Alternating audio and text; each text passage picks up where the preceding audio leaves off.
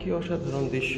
ওই পাশে আছে কবুতর ছানা, আর এই পাশে আছে মধুমাখির বাসা। এখানে কোনো কবুতর ছানা নেই, কিন্তু ওইখানে দুইটি কবুতর রয়েছে যাদের দুইটি ঘরে সন্তান রয়েছে। এই কবুতরটি কত সুন্দরভাবে তার বাচ্চাকে হিট দিচ্ছে। দেখুন, আমাকে দেখে ভয়ে উঠে পড়াচ্ছে। দেখুন আমার চোখগুলো কি সুন্দর। ওকে আমি কোনোদিনই ধরতে পারবো না, তারপর ওই ভয় পাচ্ছে। এখানে দুইটি বাচ্চা জীবিত, আর এখানকার একটি বাচ্চা জীবিত আছে আর একটি মারা গিয়েছে। দেখুন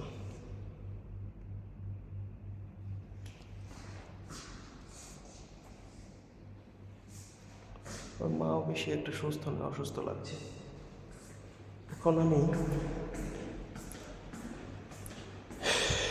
মধুর বাসাটিকে ভাঙার চেষ্টা করব, দেখি যদি কিছু মধু পাওয়া যায়।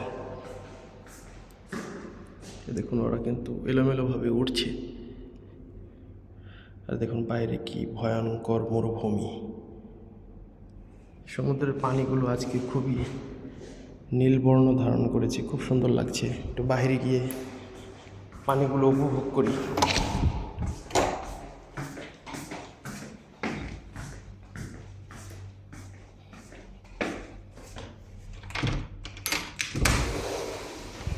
কবুতরে পটি করে কি করে রেখেছে এখানে। ওয়াও, এই যে দেখুন প্রাকৃতিক সৌন্দর্য। দেখুন ওইটা হলো স্টেডিয়াম, তার পাশেই নৌকাগুলো দেখা যাচ্ছে, তার পারে মৎস্য শিকারীরা তাদের মাছের আড়ত রেখেছেন। এখানে প্রতিদিন সকালে মাছ বিক্রি হয়, ডাক ওঠে। আর এটি হলো সমুদ্রের একটি শাখা, এখান দিয়ে সব বোট আসে এবং এসে সমুদ্রের থেকে এসে এখানে মাছ ধরে, আবার এখান দিয়ে গিয়ে মেন সমুদ্রে পৌঁছায়, ওখানে গিয়ে বড় বড় মাছ শিকার করে। এই দেখুন নির্মম এই মরুভূমি কতটা ভয়ানক,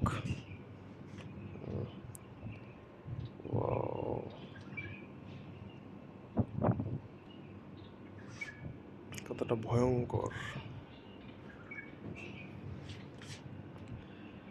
সমুদ্রের পানিগুলো খুবই সুন্দর লাগছে আজকে।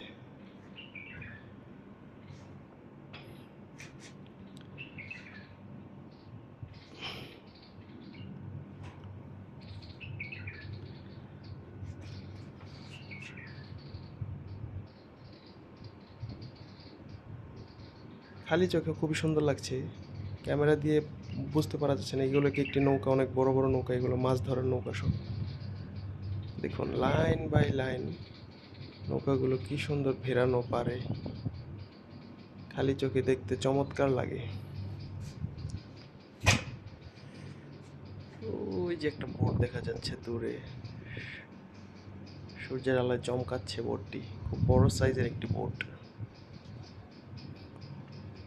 ওখানে একটি আইল্যান্ড আছে, ওটাকে পার্পেল আইল্যান্ড বলা হয়। এটি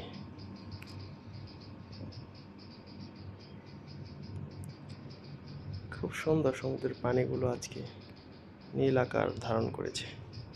আর এই হলো আমার সেই মধুর বাসা। দেখি যদি এটাকে ভাঙা যায় তাহলে একটু মধু খাওয়া যাবে আর কি। মধু, আমার বন্ধু বলছে এটার মধ্যে মধু নেই, এটা ভেঙে লাভ নেই।